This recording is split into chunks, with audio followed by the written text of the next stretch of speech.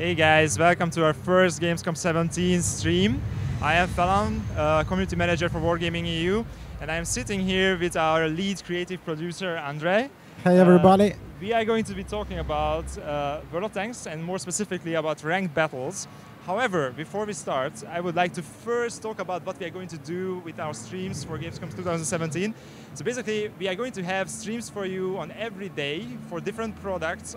On every day, we are going to have World of Tanks because obviously it's one of our major products.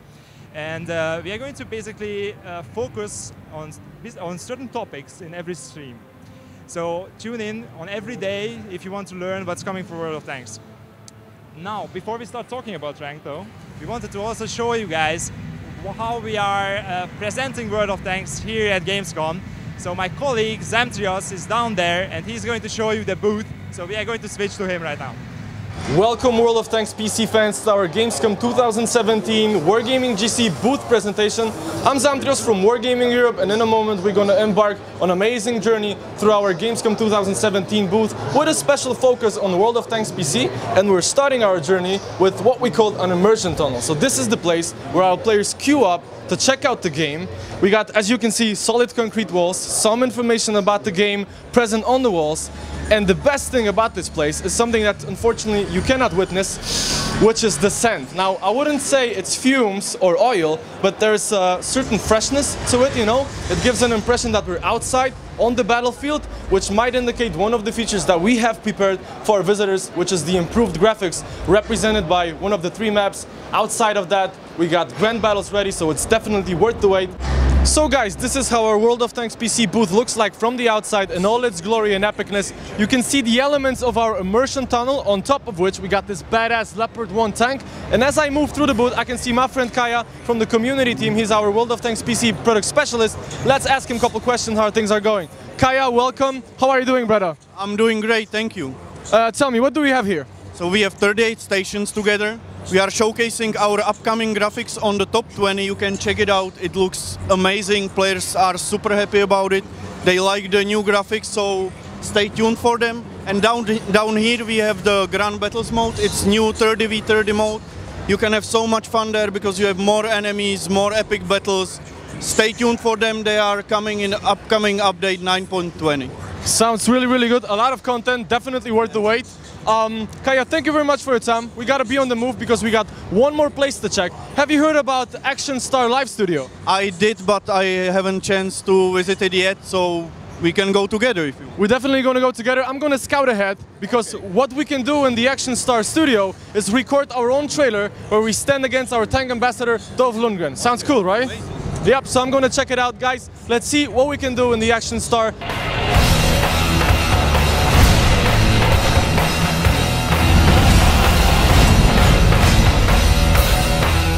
So, in order to learn a bit more about Action Star, we need somebody who's been through it, right?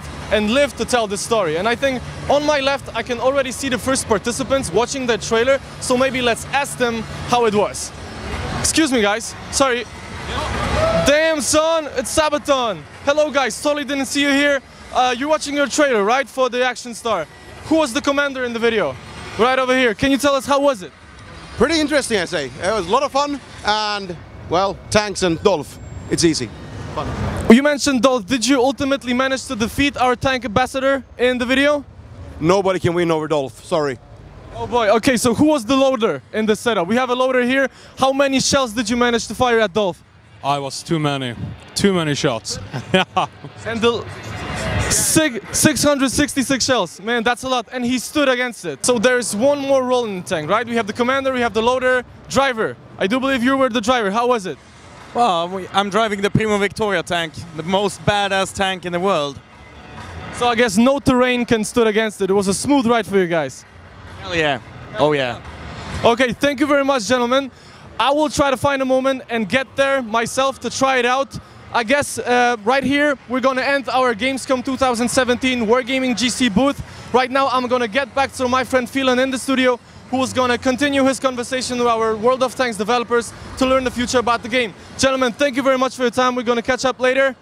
Thank you very much for joining us. Zoltan, you can take it from here. Okay, thank you very much, Zamtrios. So let's talk about ranked battles, because this is one of the cool new content that we introduced recently, and there are a lot of people who were waiting for it. It's basically end game content, and it's also something that a lot of people wanted, like basically skilled matchmaking to a certain point, right? So can you maybe talk about the thought process behind why you guys introduced this kind of new mode? Well, you know, every good question has two thirds of the answer, right? Exactly. So you started with, yes, it is an end game content, and we definitely wanted to provide our players with them. Secondly, we have lots of competitive players. We have lots of people who like to measure how good they are against someone else. And normally the standard battle does not really allow them to do that. I mean, yes, they can fail. Many of them can fail that they are strong. They're stronger than, I don't know, half of the audience. But in order to be able to really face-to-face, manly measure how they are capable of doing things against the people of the same skill, they have no such tool. So now we are providing one.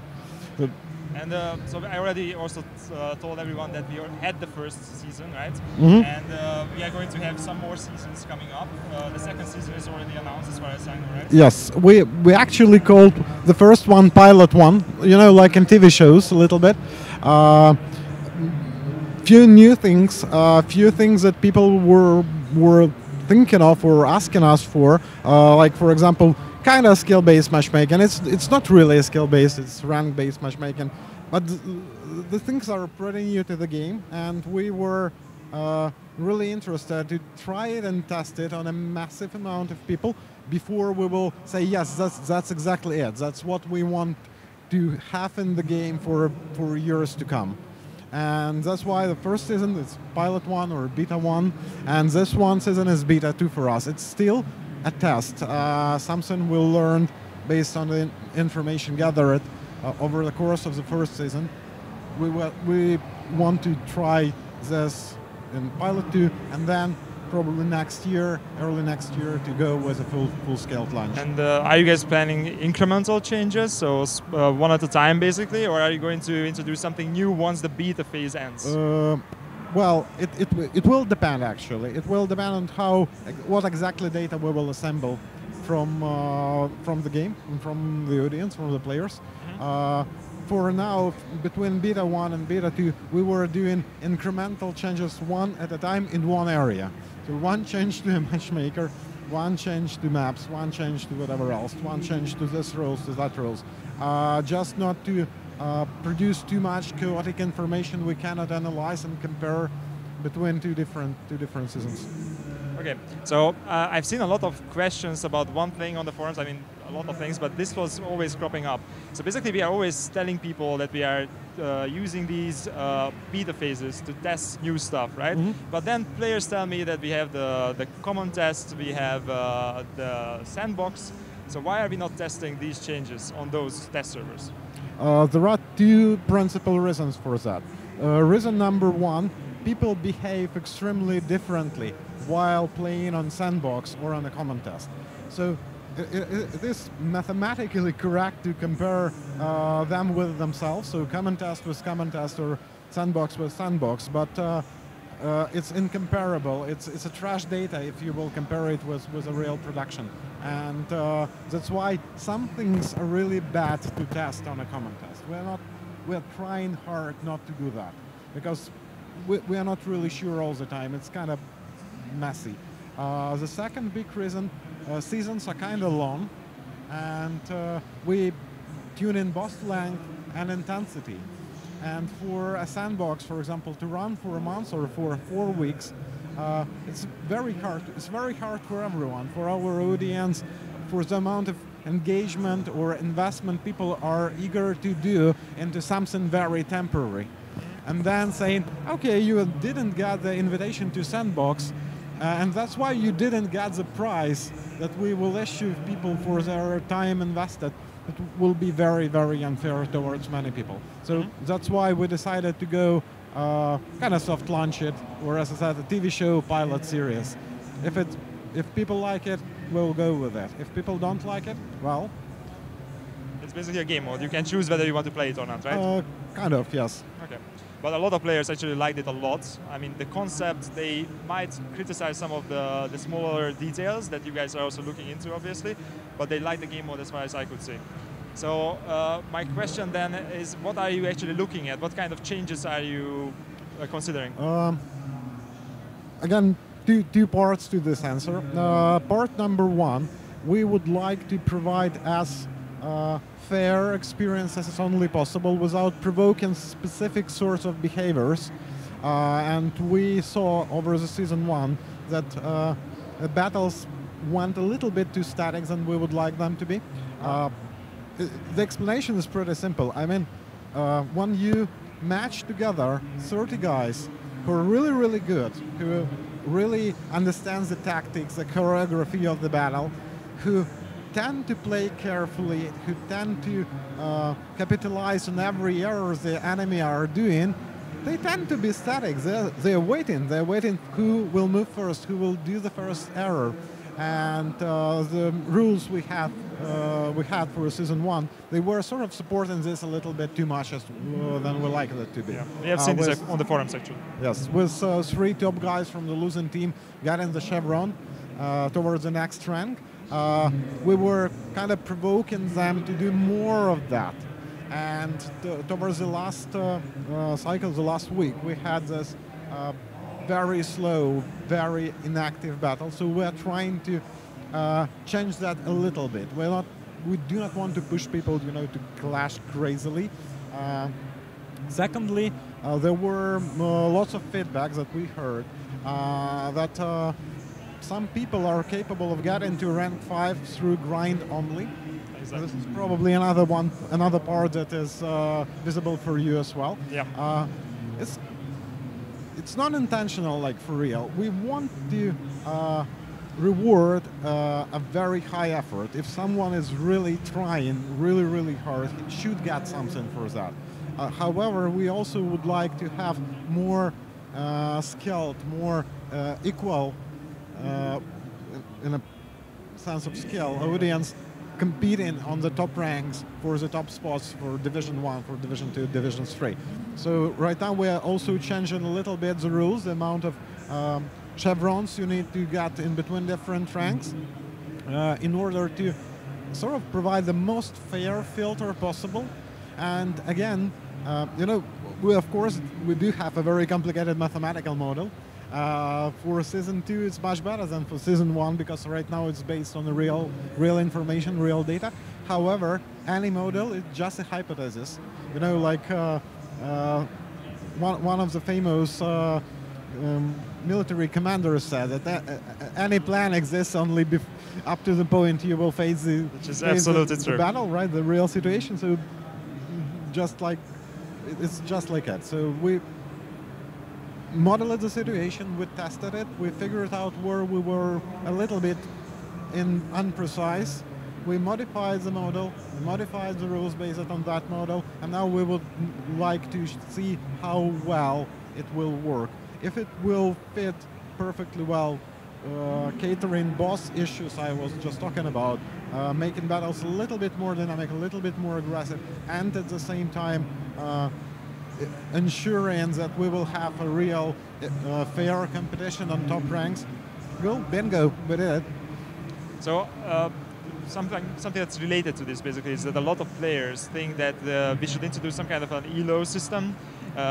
Do you think that what we have currently, if you tweak it like you just said, is it something that's going to work out the same way basically, that people who are really, really skilled can come up to the top without the grinds? So we were thinking a lot, trying to choose the right system for ranked battle.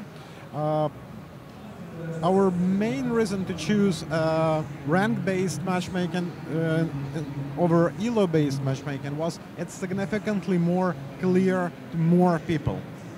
It's very understandable when I'm rank 5. It's very different from being rank 4. While how much ELO 2222 better than ELO 2196? It's very hard to measure. So for now, we believe that this system is good enough. It will provide with a changes we are doing for Beta 2, it will provide enough contrast in between different ranks and different experiences. Still, it's Beta. Elo algorithms are pretty well known. If we will see that this is exactly the way we need to go based on experience of basically 2 months of combined effort of us and our players, then maybe, who knows? So it's heavily based on how we will. That sounds good. So can we talk about a little bit about maps? Because I also seen people mentioning that certain maps can be imbalanced when it comes to ranked battles, especially. So are we looking into maps as well, and maybe something that we could change in the future if it's actually needed? So we changed 2 things regarding maps this time. First off, we changed the set, the amount of maps the matchmaker for ranked will pull maps from. And secondly, we tweaked the algorithm. We practically re-implemented the algorithm we are using right now on standard battle matchmaker that will provide players with significantly better map rotation. We also changed the content of that set, so we pulled some maps out, added some more new maps. Because again, the beauty about ranked is when you put the 30 super skilled guys with extreme map knowledge to the map, they will work like, you know, a fine scientific test on the even minor inequality and balance of that map. We removed 2 maps that we consider the worst out of the pool, and added extra maps to make the pool more diverse.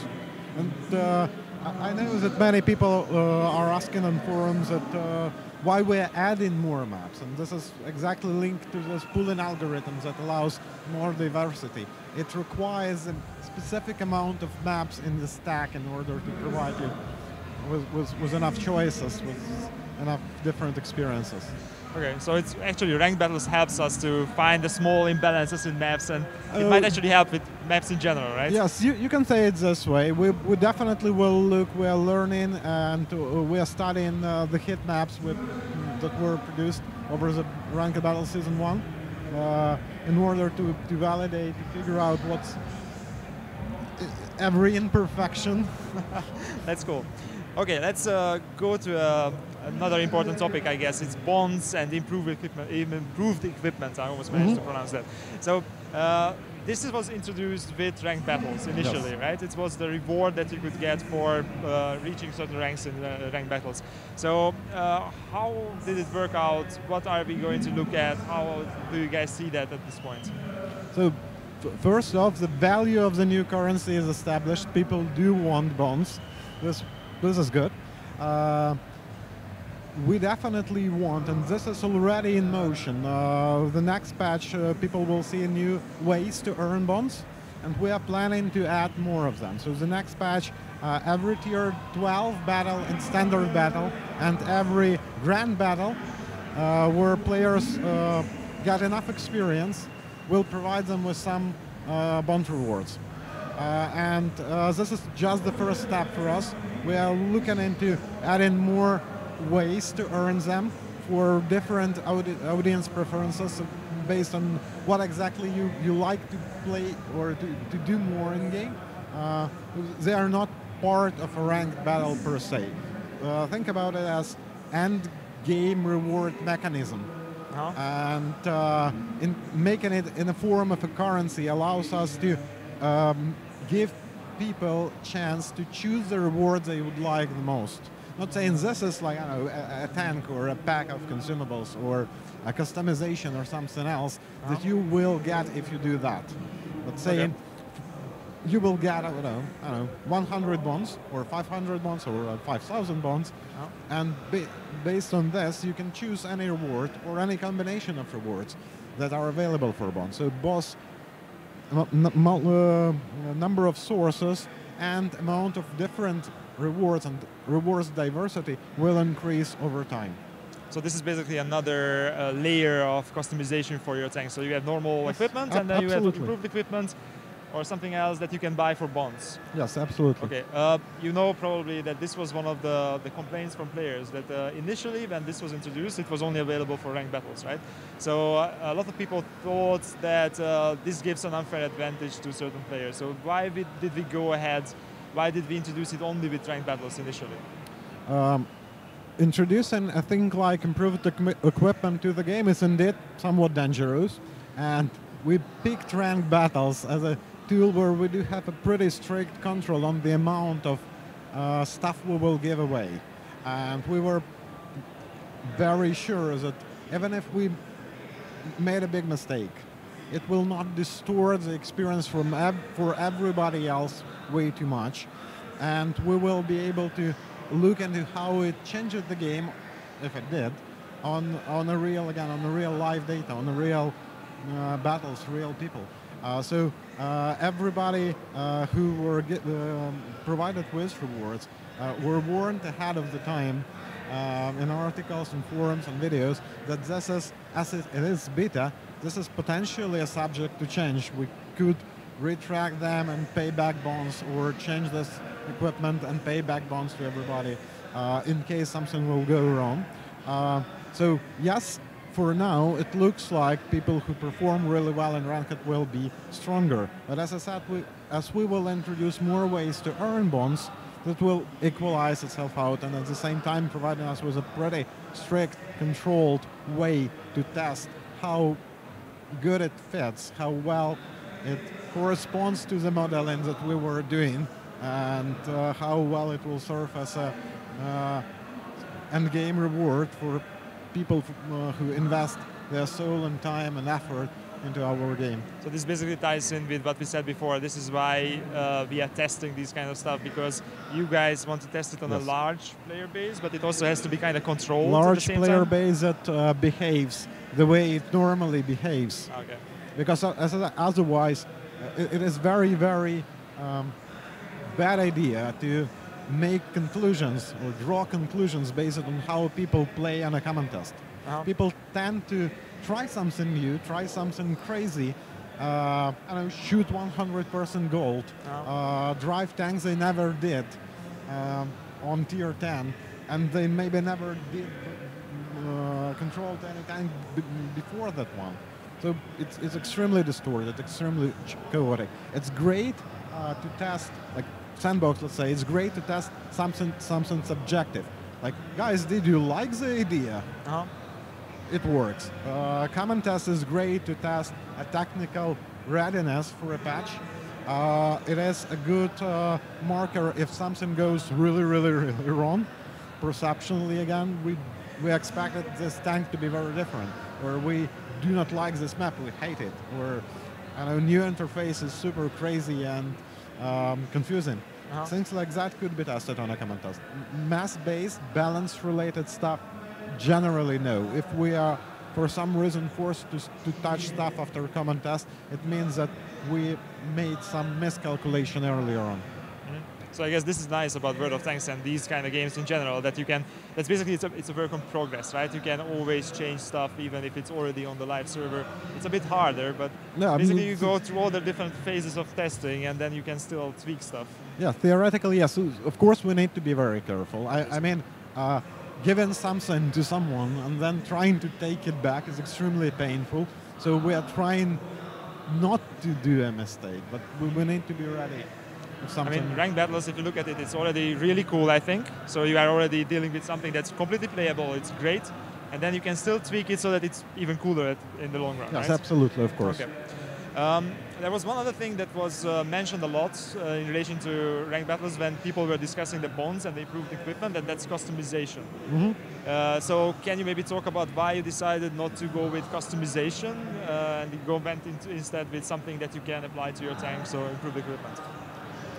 Probably it is the most connected to the fact that we are an international product that is running worldwide, and different regions have a very different perception of what reward is and how valuable or non-valuable certain things are. So, for example, the rock cultures were numerical kind of value, numerical advantage perceived as valuable, while cosmetic modification, perceive it as just an addition.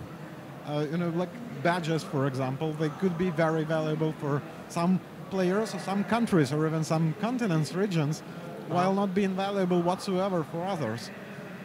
So we try to create a universal reward that will feel meaningful for everybody, and something that makes your tank, tweaks your tank, makes it a little bit better, allows you, in combination with instructions, to